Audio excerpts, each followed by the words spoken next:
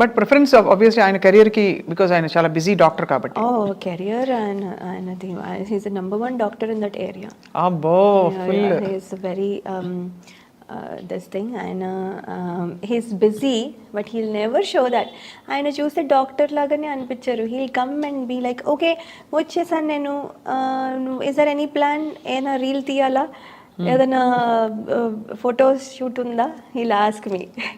ఓ లేదా, ఓకే అయితే రిలాక్స్ అయిపోవచ్చా, ఓకే అంటే హీఈస్ సో ఇన్వాల్వ్డ్. నేను చేసేది కూడా ఆయనకి ఇంపార్టెంటే, పిల్లలు చేసేది కూడా ఇంపార్టెంటే. పిల్లలు నాకు పలానా మూవీకి వెళ్ళాలని ఉందంటే తీసుకెళ్తారు వెంటనే. సో అలా, సో హీఈస్ అంటే హీఈస్ వెరీ నైస్ అండి. అందుకనే it is not a tough decision for me. So it was easy for you to make that choice. Yes. కానీ మా వరకు ప్రేక్షకుల వరకు ఎలా ఉంటుందంటే, అమెరికాలో అందరికీ తెలిసిన విషయం ఒకటి, నేను కూడా అక్కడ కొంతకాలం ఉండొచ్చాను కాబట్టి అయినో, ఎంత సెటిల్డ్గా వెల్ ఆఫ్గా ఉన్నా మన గిన్నెలు మనమే కడుక్కోవాలి. కరెక్టా కాదా? అంతే కదా, అది అందరికీ తెలిసిందే. నా కొత్త ఏం లేదు. యాక్చువల్లీ యు నో వాట్ స్వప్న, మేము దిగాను ఫ్లైట్, దాని కస్టమ్స్ దగ్గర నించున్నాను. అండ్ దెన్ వాళ్ళు ఫింగర్ ప్రింటింగ్కి పెట్టమంటే ఫింగర్ ప్రింటింగ్కి పెడుతున్నాను, అదేమో డ్రైగా ఉంది నా హ్యాండ్స్. సో ఫింగర్ ప్రింటింగ్ సరిగా క్యాప్చర్ చేయట్లేదు. అది ఇదంతా 2006లో, ఇది ఇప్పుడు జస్ట్ నేను 2 weeks బ్యాక్ వచ్చాను కదా అప్పుడు.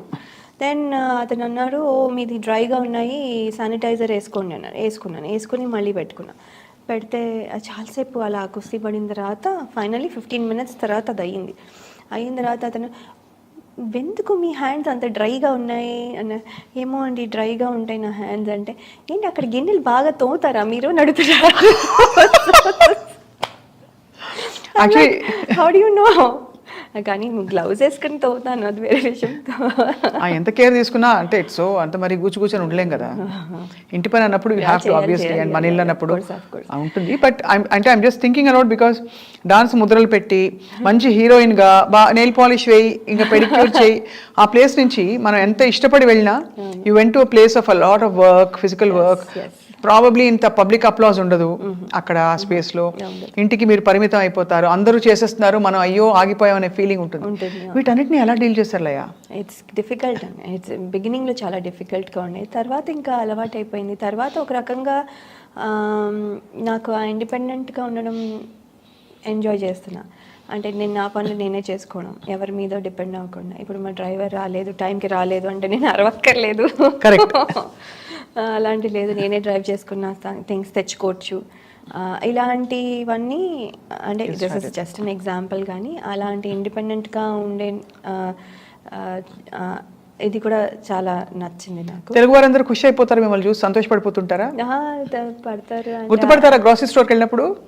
కొంతమంది,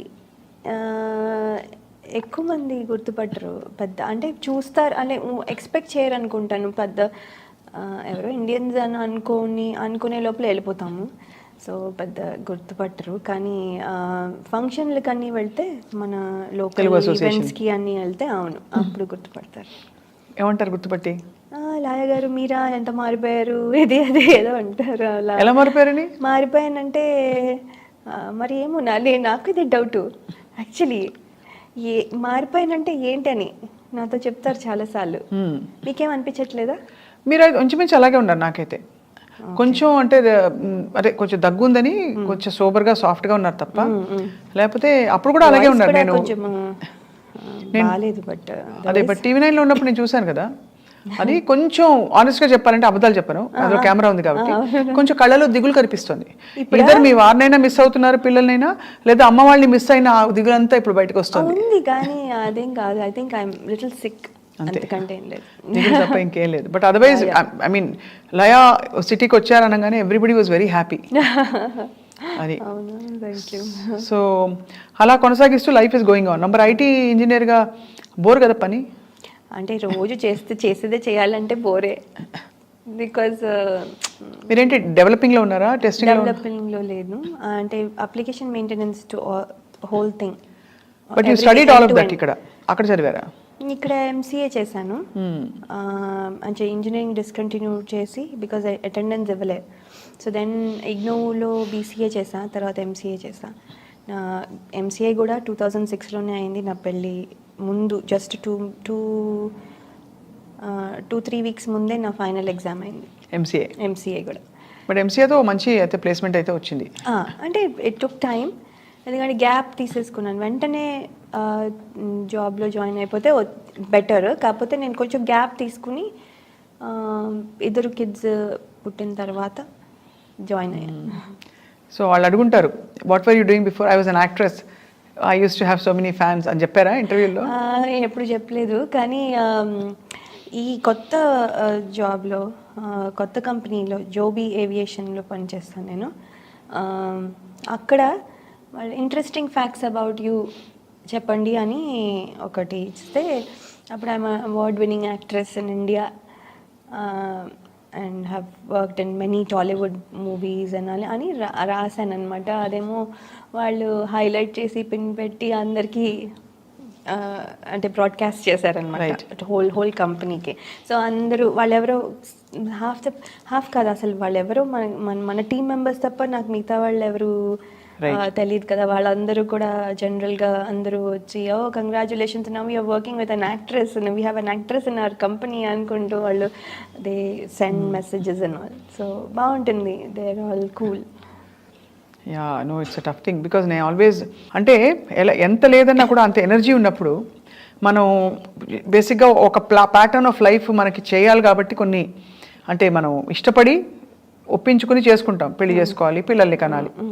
but actually if you look at the other side, award winning actress ఇంకా ఎంత పొటెన్షియల్ మిగిలిపోయిందో. అవునవును, ఈ ఇయర్స్ని నేను ఇక్కడ పెట్టాను, ఇక్కడ తక్కువని కాదు, but I'm saying just a matter of choice and priority. ఆ క్వశ్చన్ ప్రతి వాళ్ళకే వస్తుంది, మీ ప్లేస్లో ఉన్న వాళ్ళకి, నేను మీ ప్లేస్లో ఉన్న అలాగే వచ్చేది. సో ఎప్పుడైనా ఆలోచిస్తుంటారా డీప్గా అది? అంటే ఎక్కువ ఆలోచించలేదు, అంటే అప్పుడప్పుడు వస్తుంది. అంటే మనం ఉండుంటే ఫిల్మ్ ఫీల్డ్లో ఉండుంటే ఆ సినిమా చేసి ఉండేవాళ్ళమేమో. సినిమాలో మిస్ అవ్వమని కాదు, sorry I cut your flow, చెప్పండి. నో అది మిస్ అవుతామని కాదు, అంటే ఉంటే చాయిస్లో నేను కూడా ఉంటానేమో ఈ క్యారెక్టర్కి అని అనిపించేది. అలా ఉండుంటే ఈ సినిమాకి ఆఫర్ వచ్చి ఉంటే నేను చేసి ఉండదేమో, అంటే ఆ ఛాన్సెస్ ఉన్నాయి కదా, నేను లేకపోతే ఛాన్సెస్ లేవు. సో అలా అనిపించేది అంతే. బట్ ఏం లేదు, ఎవరు చేసినా I'm still happy, I enjoy the movie అన్నీ ఉంది. కానీ మనకి అప్పుడప్పుడు అనిపిస్తుంది, ఇది నేను చేస్తుంటే బాగుండేదేమో అని. మనం లేం కదా, ఏం చేస్తాము, మరి ఏం చేయలేము కదా అనుకున్నాను మళ్ళీ. సో పెళ్ళికి ముందు మీ వారు ఎవరైనా చెప్పారా, యువర్ బిజీ యాక్టర్ కదా, మరి ఇది వదులుకొని వస్తున్నావు, నువ్వు యాక్ట్ చేయకూడదు, లేదు కొన్నేళ్ళాక చేయొచ్చు, ఇలా ఏమైనా మాట్లాడుకున్నారా? లేదు అదేం చెప్పలేదు. యాక్చువల్లీ మానేమని అయితే ఏమి చెప్పలేదు ఎప్పుడు, ఇది చేయకూడదు అదేం చేయొచ్చు అని. We will discuss as it comes, అంతే ఎవ్రీ టైమ్. ఈవెన్ నౌ, ఇప్పుడు రేపు ఫ్యూచర్లో ఏమైపోతుందో ఎవరు చెప్పలేరు, నాకు కూడా తెలీదు. సో ఏమవుతుందంటే ఒక ఆపర్చునిటీ వచ్చే దాన్ని బట్టి దానికి లాజిస్టిక్స్గా ఏమున్నాయి, మా సిచ్యువేషన్స్ అప్పుడు ఎలా ఉన్నాయి, మా రెస్పాన్సిబిలిటీస్ ఏంటి. ఇప్పుడు మా అమ్మాయి 10th she's in high school now. So ఏంటి ప్రయారిటీస్ ఏంటి అలా క్యాలిక్యులేట్ చేసుకుని చేయగలను. కానీ ముందే ఒక క్యాలిక్యులేటెడ్గా ఒక ప్లానింగ్ పెట్టుకుని, పలానా టైం నుంచి ఈ టైం వరకు ఓకే, ఈ టైం నుంచి ఈ టైం వరకు నాట్ ఓకే అని చెప్పే, ఇది ర్యాండమ్గా మారిపోతుంది. So that's all it is. అందుకని అలా ఏం అనుకోలేదు, ఇది చేయకూడదు చెయ్యాలి అలా ఏం అనుకోలేదు. బట్ ఏమైపోయిందంటే హీరోయిన్గా చేయలేం కదా, చెయ్యొచ్చు కానీ చెయ్యొచ్చు, అది నా feeling. But I don't know directors వాళ్ళందరూ అలాగే ఫీల్ అవుతారో లేదో తెలియదు మనకి. సో ఏదైనా కానీ ఆర్టిస్ట్కి you are now ready to act. Well I want to, మంచి రోల్ వస్తే డెఫినెట్లీ చేయాలందా? యా మంచి రోల్ వస్తే చేస్తాను. అంటే I will still stay in the US. వచ్చినప్పుడు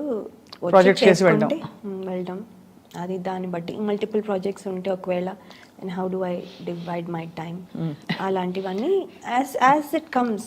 కాజోల్ మొన్న దాకా ఇప్పుడు కూడా యాక్ట్ చేస్తున్నారు. అవును గ్రోన్ అప్ కిడ్స్ తోటి అండ్ ఆల్ ప్రామినెంట్ రోల్స్. మరి లయ ఎందుకు చేయకూడదు? అవునవును నేను కూడా చేయొచ్చండి. బికాస్ ఆ ఫుల్ఫిల్మెంట్ ఆ స్పేస్ వేరు కదా లయ. మాధురి దీక్షిత్ గారు చూడండి, I really I look up to her. నేను ఏమి చూసినా అంటే ఐమ్ టాకింగ్ అబౌట్ తెలియకుండా ఆవిడ ఎవ్రీబడి కీప్ సెయింగ్ ఏంటి ఆవిడ డాక్టర్ని పెళ్లి చేసుకున్నారు, మీరు కూడా డాక్టర్ పెళ్లి చేసుకున్నారా, ఆవిడ వచ్చేసారు ఇండియాకి మీరు వచ్చేస్తారా, ఇలా అంటే మరీ అలా అంత ఫాలో అవ్వం కానీ బట్ జస్ట్ చెప్తున్నా it happening like that coincidentally అలాగా అలా అవుతోంది అంతే తప్ప బట్ అవ్వట్లేదు. బట్ ఆవిడ చేసే roles even after having kids, and ఆవిడ మీకంటే బాగా పెద్దది కూడా, పెద్ద ఆవిడ కానీ చాలా beautiful actress. Of course she keeps glamour అలా ఉంది. Glamour finally what I realize now ఇప్పుడు ఏంటంటే it's not how much you age. ఇండియాలో కూడా లాట్ ఆఫ్ కొంచెం యాక్టర్స్ పిల్లలు పుట్టాక they are carrying themselves with so much grace. ఇంకా రాను రాను ఇంకా అందంగా తయారవుతున్నారు చాలా మంది చూస్తున్నాం మనం.